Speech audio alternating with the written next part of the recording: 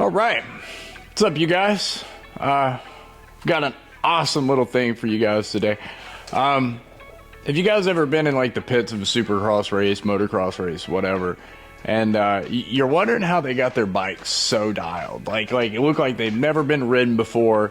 Every time they get up there, well, guys, there's a big process that goes into building these bikes every week. Every week, these bikes get torn down to the bare frame, built back up, the whole shebang. A lot of the times they've already got not the hard part over with, but you know, they've already got a lot of their stuff polished up, all of this, so they're just kind of freshening up things. So basically, guys, what we're gonna do here is I'm gonna take you guys through a build as if I were getting ready for Anaheim 1. We're gonna tear this thing completely down to the bare frame. We're gonna grease everything. We're going to polish up the frame. We got a lot of stuff to check over and a lot of things to do. But I'm gonna make this in the sense of if you're building one in your shop. Obviously, we're not gonna have $15,000-$20,000 worth of parts to throw at this thing, but I'm gonna show you guys the process of what they would do using your parts and not all this crazy stuff. So a lot of this stuff, guys, is something you should do the second you buy a bike off the showroom floor. The second you buy a bike off the floor, you should at least pull the steering stem, the linkage, swing arm bearings, all of that stuff, and grease all of that up. But with what we're doing, honestly, it's not the worst thing to just tear it all the way down. But anyways, guys, this is going to be a 1 out of 3 part series that I'm going to be putting together. First part is going to be us tearing this thing down. Second part is going to be what we need to do after we get it all apart, greasing bearings, polishing things up, making things look good, bleeding stuff up, whatever the case, you know. And it's I'll go through all of that step by step on what I would do as if like I said, if I were building this bike for Anaheim 1. And then we're gonna put it all back together, guys. I'm gonna show you all the processes, the way that I have found to be the did y'all hear that? That was terrible. The way that I've found the easiest to tear it down, do all this stuff, put it back together. Again, I'm gonna try to keep it reeled in a little bit to the point where it's something that you can do this in your garage to not only make your bike look good, but secondly, guys, it's gonna add to the longevity of your bike. And this is something you can do, you know, every 10 hours to your bike if you want, or you can do it every 5. Hell, you can do it every ride. Completely up to you. I'm not going to tell you what you can and can't do. If you got more time to work on it than you do to ride it, go out there and do it. But yeah, so we're going to get rocking and rolling on this, and we're going to have us a dandy old time. What do you say? I will say, when you're doing a project like this, you're going to need a ton of space. Go ahead and give yourself a nice clean work environment. Give yourself, even if you don't have this, guys, get a bunch of fold out tables, get whatever, get your tools all dialed up, get your cleaners, whatever you need. Have everything right there ready to go for when you need it. Don't be trying to fumble and do all this stuff. And then it also goes with saying too, sweep up around the area you're going to be working on, guys. You're going to drop a bolt or something like that. It's going to happen. Make it where you can find it. You don't want to be digging through a billion different things trying to look for parts and pieces. Just clean it before you start. And then once you give yourself a good area, you'll be ready to rock. So when we're tearing one of these things down, we've got our area cleaned up, we got everything ready to rock and roll. First thing we're going to do is start taking the plastics off of this thing. Find a good spot that you can keep them under your table, whatever the case. You don't have to be super anal about keeping up with these because they're pretty easy to find. You know what I mean? Also, I'm gonna give you guys something right here. When you're pulling one of these apart, you can use an impact, especially on plastic bolts, things like that. I don't recommend on like linkage bolts, shock bolts, axles, whatever. Don't do that. But as far as like ripping off small things, use one of these. Don't put it back together with this. Don't do that. Don't ugga-dugga that thing back together. It drives me nuts. Just don't do it. Sure, you can, but you know how many strip bolts and all kinds of stuff get caused by that? A ton. So don't do it.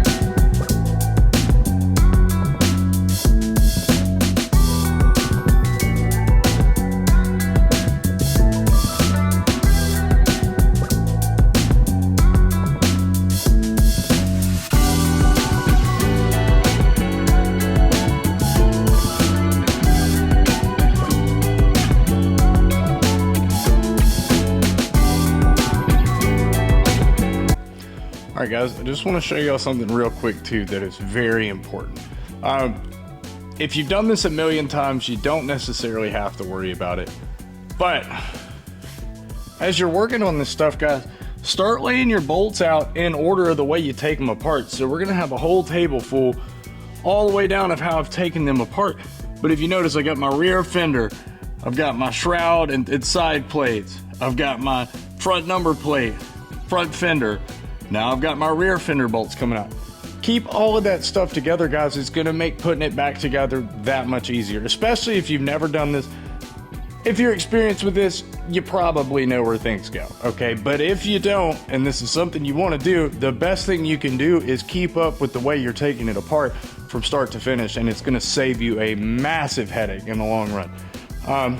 Just a little pro tip right there. Thing you're gonna wanna do when you get to this point right here is I like to go ahead and pull my exhaust. These cowies are kind of funky with where the header is, so I'm just gonna leave the header on. I'm gonna pull the muffler off.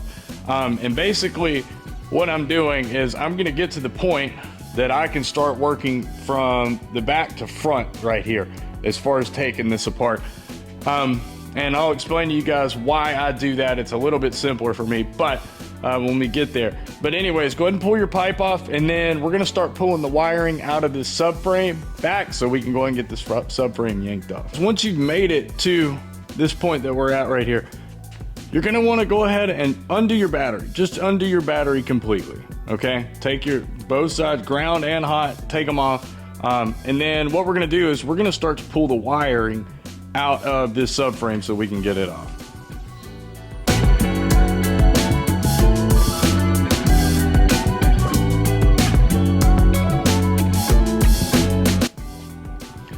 All right, guys, so I've already got my tank bolt off, got my rubber strap. When you pull this up, guys, be really mindful, because what's gonna happen is you're going to have, and I'm gonna do my best to show you, this is gonna be your fuel line right here. And then on the back side, there's gonna be a plug for a fuel pump that wires your fuel pump, basically. Be careful how that's routed, guys, because sometimes they can be off in there pretty heavily, and you don't want to pull them out. They're small wires and they're easy to yank out, mess up, whatever the case. So as you pop this tank up, do it slow, look in there, see where everything's going. And I'm going to be really in depth with that here in a little bit too. But pay attention to where everything's going, but especially this right here. Don't just grab your tank and yank it up off of here. Don't do that. These cowies got these goofy little clips on the fuel line that you gotta press the little ears back and slide them up, whatever. Not a big deal. And then sometimes they pop off pretty easy, depending on what's going on. All right. See, now we've got this exposed a little bit better. Now I might be able to show you. So you see this wire that comes down? Well, sometimes there'll be a plug right off the fuel pump, depending on what you're working on. And then in this case, it goes all the way down. I don't want to let go of this tank. Anyway, it goes all the way down and there's a plug like right there.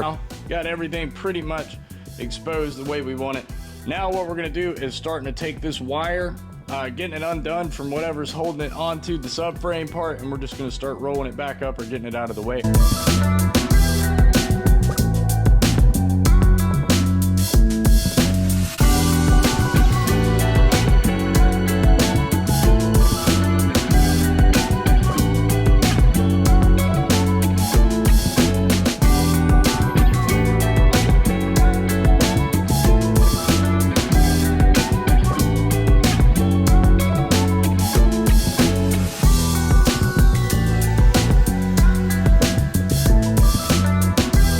Now we're gonna move over to the throttle side.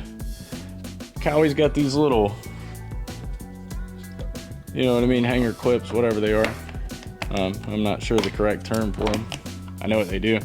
You're gonna have this, you're gonna have a ground wire up here, so don't go pulling because your starter solenoid and everything's right here. Right, so we're at a point now that we are completely disconnected from the subframe, except for we've got an air sensor right in front of the air box. So it'll be, normally it's like right on the inside of the boot where your air filter goes. Boy, they've got that thing on there. Holy crap. And then we're just gonna crack these loose, just for the time being. And I'm gonna show you why. And we may not get much room to work with because the boot comes over the top, but see what I mean? And now I've created myself a 10 times easier situation than trying to fight with it, get up in there. Just give yourself some room, it's that simple. Now that we've got this stuff kind of broke loose, I've still got these two top subframe bolts. We're gonna break loose this air boot. All right. We'll leave that, we'll take that off here in a minute. And then before you go to yank this thing off, do one more look. Make sure everything is disconnected from the subframe. You don't want to rip out wires. You don't want to do none of that crap. Just stop and take a look.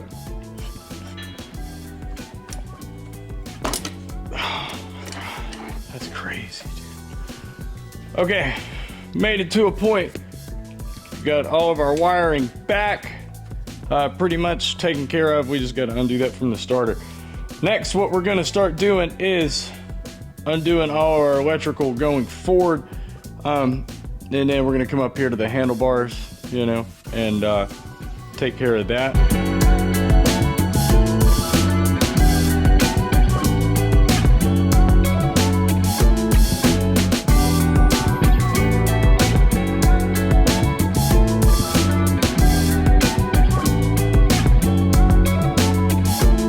So you're gonna have a couple plugs and stuff up here. It's gonna be these small little Phillips head situation things.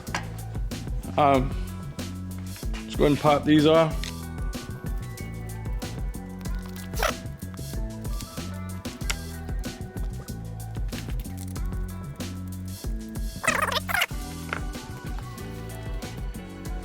So Cowie uses these, like, they use these reusable zip tie things, which are kind of cool. I guess if you want to keep them, you can. Most of the time I just use zip ties unless I had a bunch of these, and then I would just use these and not zip ties because they're new. But I notice after you take them off a few times, they start to get wore out and they'll start slipping, but they're cool nonetheless. So if you got them, keep them. If not, you can always use a zip tie. So if you lose something like this or it breaks or whatever, you don't have to panic. Just use a zip tie and you'll be fine. Okay, got all the wiring off my bars here. We can start pulling all this.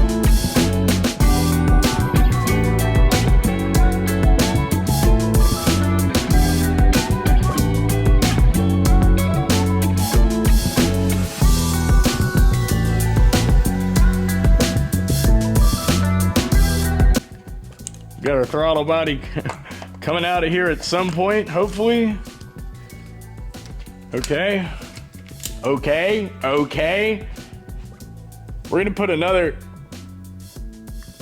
sound like somebody pulling down the driveway. Put another shop towel in here. Plug up any hole like that, especially on that engine side right there.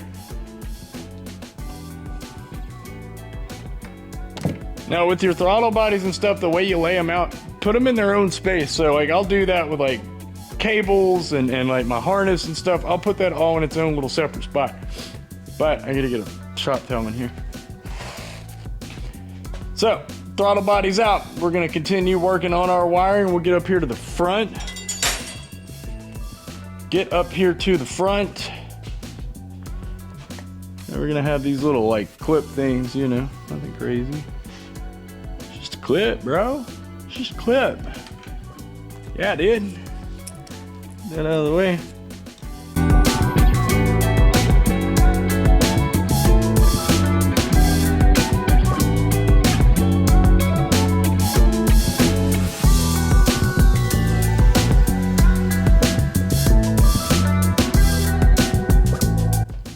So next we're going to just plop all these little clips out, like I said before, do that. And then it could be a little all over the place at the moment, and I'm sorry about that. I'm just it's hard to explain taking things apart. Putting them back together, a little bit easier, you know, to do that. But as of now, this is where we are, man. Okay, got everything kind of undone the way I like it, but we're gonna reroute right here. I'm starting to notice that there's not a ton of room between this radiator right here where you can pull the wires through. So I'm gonna have to pull all that off. So we're gonna start up here at the front end and just disregard all of that. Got it down to here. Gonna pull our front end off.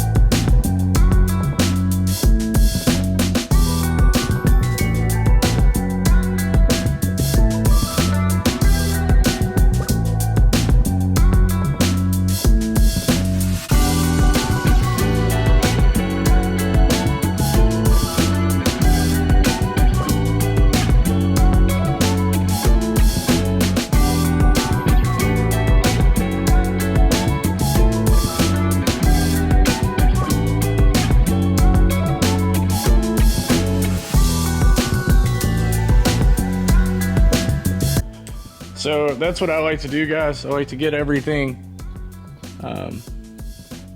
unclipped, or unclamped, I should say. Just makes life a little bit easier. And then basically what I'm doing is I'm just doing this the simplest way possible to get it off the bike, and then I'll come through later and undo all the hoses and stuff.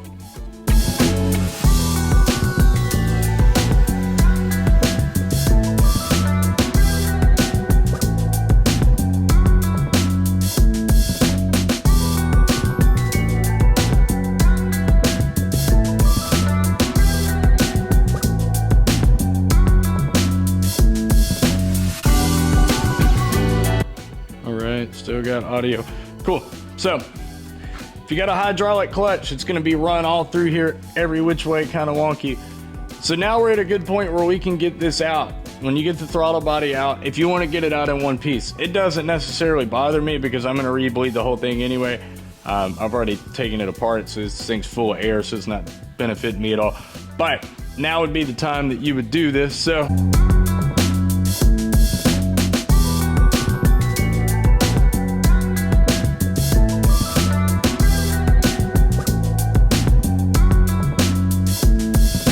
personally, when I'm taking these apart, I like to, as you can see, I've got this hand tight. I've already told you, I've done this. I like to keep all this stuff together just for the purpose of like dirt and things like that. You're gonna have two washers on that. So we're gonna screw this back together.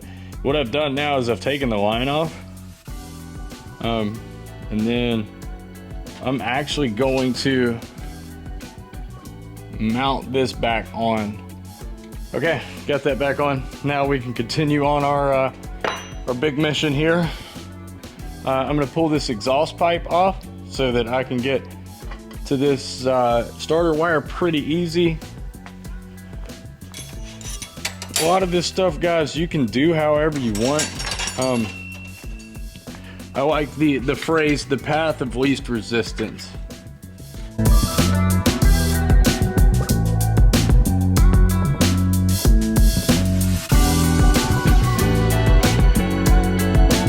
Got all this undone. All that's undone. I just got to get that one zip tie, take this coil out, and then we've got a harness that should be ready to pull out, if I'm not mistaken. Should be ready to pull out. You see what I mean? Like these bolts right here. You can get to them with the radiators on there, but sometimes it's easier to just take them off. Like it's already coming off, so it doesn't really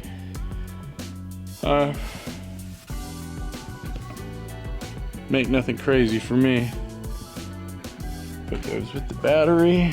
Once we unplug this water temp sensor, we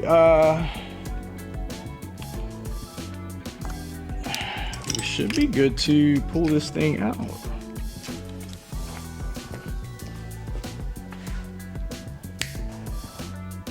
Always be careful using dikes around a wiring harness. I don't think I need to tell you why.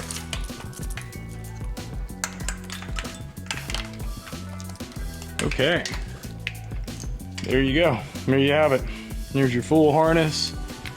Now out of your bike. What we're gonna do, we're gonna break this top bolt loose. If it wasn't already loose before, which I left it kind of loose just for what I was doing, but it's easier to leave the fork tubes in it, leave your forks in it, break them loose, and then break it loose. But I think I'm at a point right now where it's not too bad. See, nice and easy.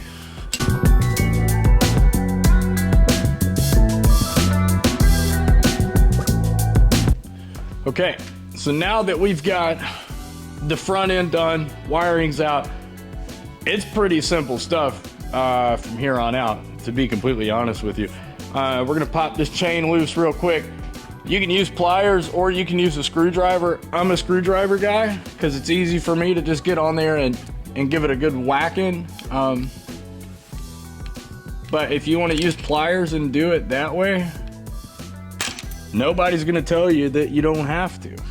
Next, we're gonna take this rear tire off real quick. Oh my gosh. And put y'all on to some of the best hand cleaner out there.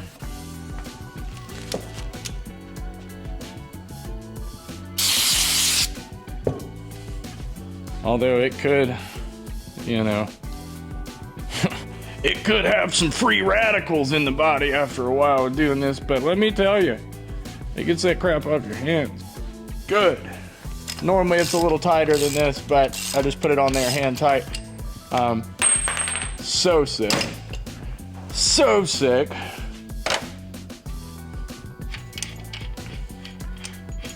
And when you get to this point, guys, make sure your bike's pretty well balanced on the stand. Like I can tell you right now, it's not at this very moment. So just try to get it set up where it's gonna balance well. That looks like that's gonna work. At least get it a little straight. All right, so the next thing I'm gonna do, I'm gonna pull this whole brake system off. That way, when I pull my shock and stuff, this wants to come down. It won't pinch this brake line right here because it's set in like a U shape, and as it pulls down, it's gonna wanna like pinch it right here at the fitting. So be mindful of that. Just take that off before you take your shock and linkage out.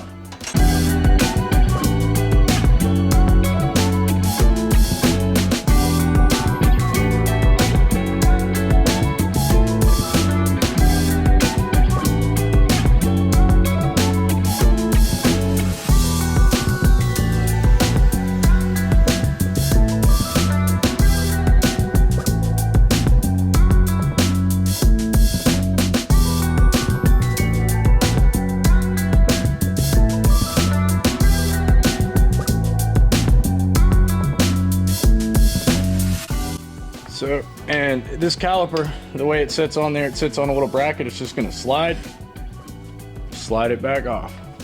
And again, these right here, I'm not gonna leave it here,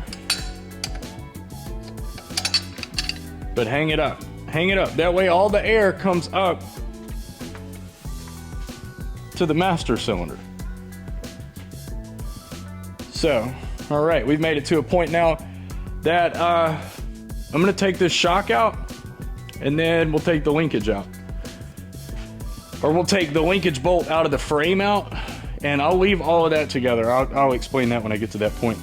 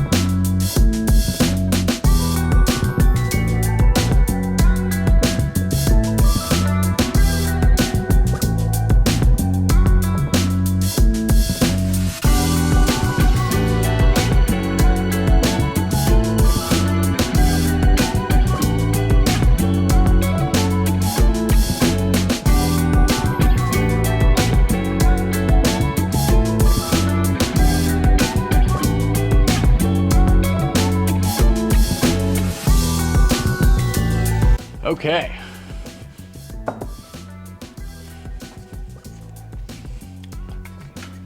So, I'm actually gonna move some stuff around a little bit.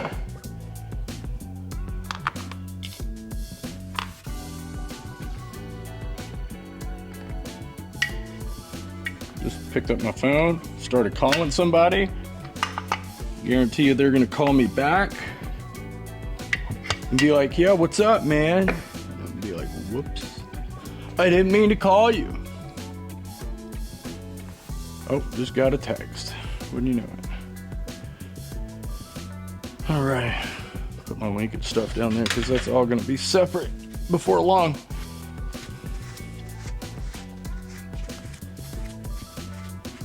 And then, we've made it to one of the better points right here. We are at the final stretch. I've got this right here for the mirror reason.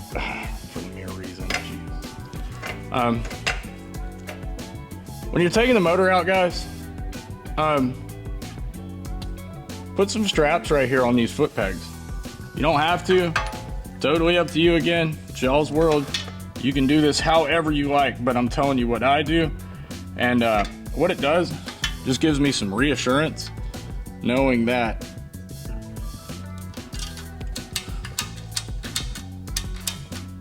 at least there's some kind of protection to the stand. It's like holding it there. I'm gonna take these water pipes off, or coolant pipes, whatever you want to call them. I'm gonna take these off, get them out of my way, and then we're gonna break loose some engine mounts, and then we're pulling the motor.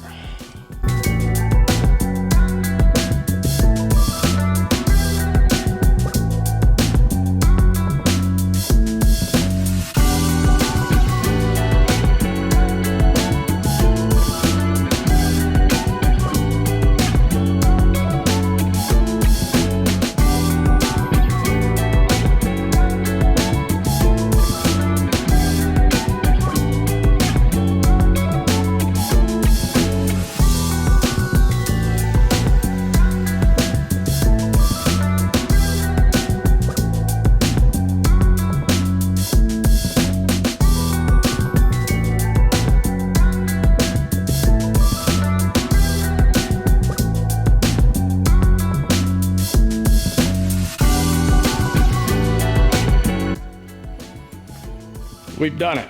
We've made it to the point. Got a bare frame. It's really simple to do this, guys. Take your time. If it's your first time ever doing this, take your time. It's not crazy. Pay attention to what you're doing. All right, I'm gonna show you guys something real quick. Although it looks chaotic, I've got all my plastic bolts and the way everything kind of came apart laid out. Like I've got all my radiator stuff with my radiators. all my engine mount brackets with my engine mount, other than a swing arm pivot. But I've got that with the swing arm. Got my electrical stuff just kind of laid up there out of the way. I'm pretty tight for space as it is already, but it just shows you that lay it out like this and it's gonna make everything simple when you go back to put it back together. Nothing crazy, nothing wild, and then like I said, just keep up with everything. Put your tools away as you should. I'm bad about that. That's the reason why I got a stack of them right there. But yeah. All right. So we've got this thing down to this point right here. As you can see, it's not a ton of work to get that down to that point, guys. The key to this whole thing is just to pay attention to what you're taking apart, where things go. Guys, one of the things I failed to mention that I wish I would have is, if you haven't done this and you're pulling your wiring, take pictures of everything. Take pictures of everything where it goes. Once you get everything exposed, get your phone out and click a bunch of pictures, guys. Everything, just underneath where the throttle body, all your connections for your throttle body, all the connections up front, all the connections for your coils, back to your subframe and all of that. Make sure you're doing that. That way, if you need some kind of reference, sometimes you can find it online, digging for it, depending on what kind of bike you got. Sometimes it's really hard, and it's really easy to just take a picture or even do a full video walkthrough, doing the whole thing from front to back of every wire, every plug, every connection, because what that's gonna do is it's always gonna give you a reference to go back to. If you're unsure of like how a wire was routed, where it came through at, whatever you need to do, it gives you a great reference. So definitely do that. And again, like I said, start out with a clean area. And when you get down to this point, take a break. Take a break. Really look over it. Go through on the workbench and go over everything that you got. Look at it. Understand how things work. Understand what you're putting together, what you're taking apart, all of that. In the next part, guys, that we're doing, I'm going to show you guys how we polish this frame up, grease all the linkage, swing arm, the whole shebang. We're going to go through all of that, guys. I'm going to show y'all how to bleed fluids. A lot's going to go into the next part. This part's more or less just a tear down, but it gives you an idea on where to start, how to go, how to do it, the way that I do it. Again, kind of a little botchy, just because this is the first Cowie I've tore apart since like 2016. I've been working on KTMs a lot over the past couple years, so really fresh with them, and then coming back to a Japanese style bike. A little bit different, but if you've worked on one, you've worked on them all. So if you can gather a good understanding of what you're doing on building what you have, you can pretty much work on anything else. There's a few differences here and there, especially as you get like internal on the engine and things like that. But you know, externally, chassis wise, not a ton of difference between them all. So I hope you guys enjoyed this first part of this video. Please hit the like, subscribe button. Anything helps support this. So before we wrap up today's video, I do have a major shout out to give. Shout out to these guys at Motion Pro. If you work in the moto industry, if you work on dirt, if you own a dirt bike, 9 times out of 10 you've heard of Motion Pro. They're major innovators for tools and parts for our industry specifically, or anything 2 wheels, 4 wheels, whatever the case. Guys, I have used Motion Pro since the start of my career back in 2015. I'll die on the hill of a set of Motion Pro T-handles. But if you're looking for really intricate, in-depth work, they make tools for what we need, okay? They make race drivers to fit specific swing arms and head stays and triple clamps and all that. They've got seal pullers, fork oil level tools. I've got a suspension vise right there that I use religiously. It is one of the best inventions I've ever ran into. It's got a nice drain pan. When I'm working on suspension, I can keep up with parts, clean them, keep everything there, and it's right there in my face. I'm not laying with it on the table. It's right there. I can twist it, lock it, however I need to do it. Just the innovation those guys have created. It's a game changer for what we do, guys. So again, shout out to Motion Pro. Y'all are taking care of me. Get you a set of these little ball head T handles right there for your Allens, and then you can't go wrong. Get you a set of OG T handles, whether in my toolbox or if I'm at the line. I got my little Mini 3 strapped right there to the side. They've got me out of binds. I've had fork guards blow out right there on the line, and guess what saved me is a little 8mm Motion Pro T handle right there. Didn't miss a beat. So shout out to those guys. Thank y'all for what y'all do. And we'll see you next week.